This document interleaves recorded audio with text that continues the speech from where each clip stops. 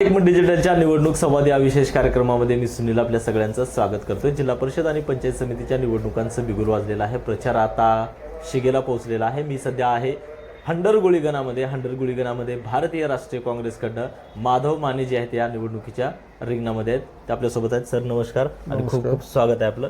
खरं तर आपण या पंचायत समितीच्या निवडणुकीच्या मध्ये रिंगणामध्ये आहेत। खरं तर थोडासा आम्हाला अल्प परिचय द्यावा आणि आपली थोडीशी राजकीय कारकीर्द काय आहे त्या संदर्भात आम्हाला थोडीशी माहिती द्यावी सर। मी माधव बाबूराव माने, राहणार हळी।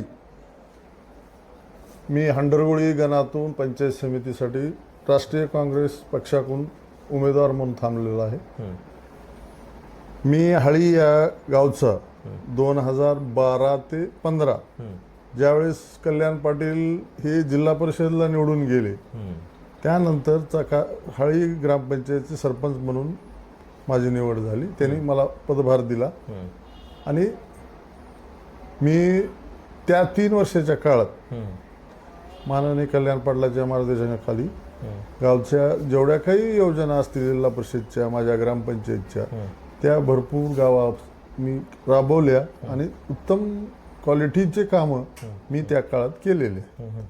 खरं तर तुम्ही म्हणजे ग्रामपंचायतमध्ये सरपंच म्हणून काम केलं, आता तुम्ही पंचायत समितीसाठी उभे टाकलात। तुम्ही ज्यावेळेस प्रचारासाठी जाताय गावोगावी त्यावेळेस लोकांचा कसा प्रतिसाद मिळतोय? कारण माझ्या गावात तर माझ्या विरोधात दुसरा कोणी उमेदवार नाही आहे, तो बाजूच्या हंडरगुळी गावचा।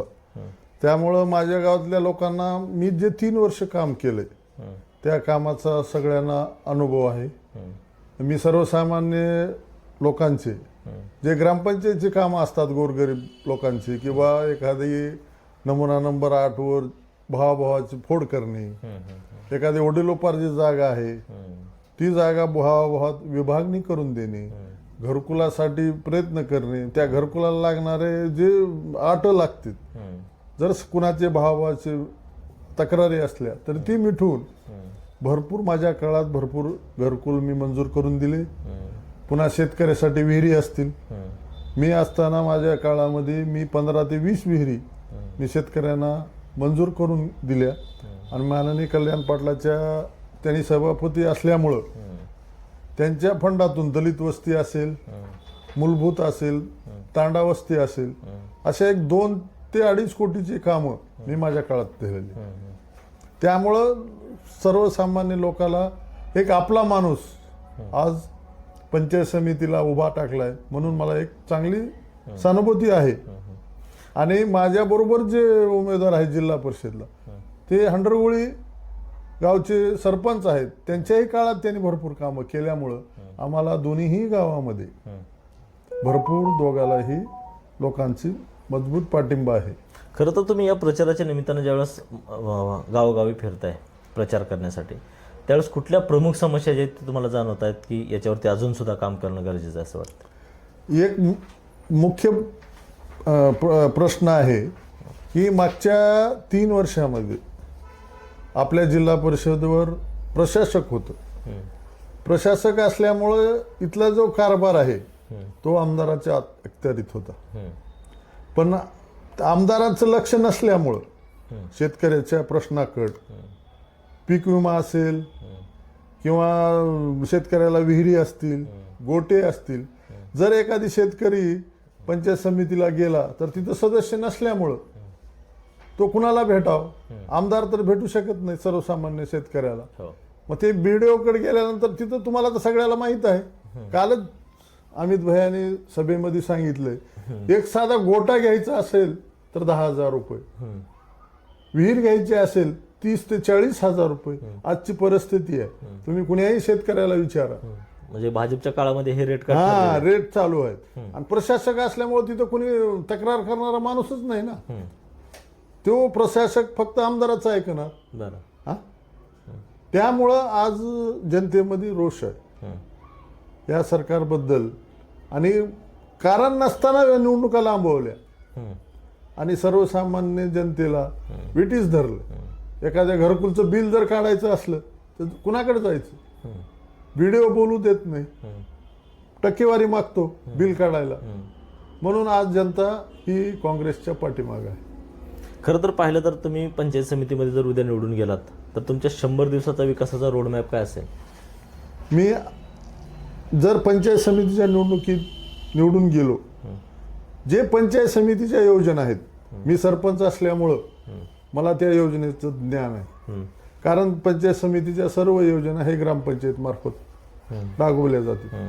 गोठा असेल, विहीर असेल, कडबा कुट्टी असेल, गोरगरीब ह्याला शेळीचे हे असतील, गाई म्हशी असतील, पुन्हा हातपंप फवारे असतील, हे सगळं मला ज्ञान आहे. त्यामुळं मी सर्वसामान्य जनतेला 1 रुपयाची ही न घेता किंवा अधिकाऱ्याला न देता मी स्वतः त्या शेतकऱ्याला मी मदत करेन. आणि माझ्या जे मतदारसंघातले गाव आहेत 5, हळी, हंडरगुळी, वंजरवाडी, मोरतवाडी आणि उदरवाडी, या सर्व गावांना समान न्याय देऊन शेतकऱ्याचे प्रश्न मी सोडवण्याचा, गोरगरीब जनतेला घरकुलासाठी जे बिलासाठी पैसे द्यावे लागतील, मी तिथं 1ही रुपया लागू देणार नाही, एवढी मी गवाही देतो. खरं तर तुमचा आता सगळा जो गण आहे तो पूर्ण ग्रामीण भाग आहे. शहराशी इतक्या कनेक्टिव्हिटी नाही जास्त. तिथले युवक आणि तिथल्या महिलांना सक्षम बनवण्यासाठी पंचायत समितीच्या माध्यमातून कुठल्या योजना देणार आहेत तुम्ही? तर पंचायत समितीच्या माध्यमातून जे बचत गट आहेत, त्या बचत गटाला आपण बँकेमार्फत त्यांचे लोन पास करून जे पंचायत समितीमार्फत जे सबसिडी मिळवली जाते, त्या बचत गटांना छोटे मोठे उद्योग, पापड व्यवसाय असेल किंवा आणखी कोणते चिप्स बनवण्याचे व्यवसाय, अशा महिलाला कुक्कुटपालन असेल, कोंबडी पालन असेल, शेळी पालन असेल, अशा योजना मी राबवीन. आणि जे बेरोजगार तरुण आहेत, शेतीशी जे संलग्न धंदे आहेत, कुक्कुटपालन असेल, शेळी पालन असेल, या बेरोजगार तरुणांना पुणे मुंबईला जाण्यापेक्षा इथंच आपला काहीतरी व्यवसाय करून शासनाच्या जे योजना आहेत त्यामार्फत त्यांना सबसिडी मिळवून देण्याचा मी प्रयत्न करेन. तुम्ही जे पंचायत समितीमध्ये निवडून गेला तर तुमच्या स्वप्नातली पंचायत समिती कशी असेल? आज आम्हाला एक आनंद वाटतो की आज उदगीर पंचायत समितीची नवीन बिल्डिंग तयार झालेली आहे. आमच्या स्वप्नात ज्या त्या बिल्डिंगमध्ये आम्हाला जाण्याचा योग येईल अशी आम्हाला खात्री आहे. मग त्या पंचायत समितीच्या मार्फत गोरगरीब जनतेला जेवढ्या काही योजना असतील तेवढ्या पूर्ण 5ही गावाला समान न्याय देऊन पूर्ण करण्याचा मी प्रयत्न करेन. खरंच तर तुम्ही ग्रामीण भागातील जनतेच्या विकासाच्या ज्या योजना आहेत त्या जनतेपर्यंत थेट पोहोचण्याचा प्रयत्न करणार आहेत असं तुम्ही सांगताय आणि ते विजन घेऊन तुम्ही या निवडणुकीच्या रिंगणामध्ये उतरलाय. खरं तर तुम्ही या कार्यक्रमामध्ये आम्हाला वेळ दिला त्याबद्दल खूप खूप धन्यवाद आपलं. आणि आपण चांगल्या मताधिक्यानं निवडून याल ही आशा आम्ही अपेक्षा बाळगतो. खरं तर ही निवडणूक जी आहे ती अत्यंत रंगतदार सध्या सुरू आहे. काँग्रेस जे आहे ते कुठंतरी आता वरचढ होताना या गणामध्ये आणि गटामध्ये पाहायला मिळते. त्यामुळं येत्या 9 तारखेला गुलाल कुणाला लागणार हे सुद्धा पाहणं महत्त्वाचं आहे. या चर्चेमध्ये इथंच थांबतो. कॅमेरामॅन संदीप गवळीसह सुनील कुमार, एकमत डिजिटल, लातूर.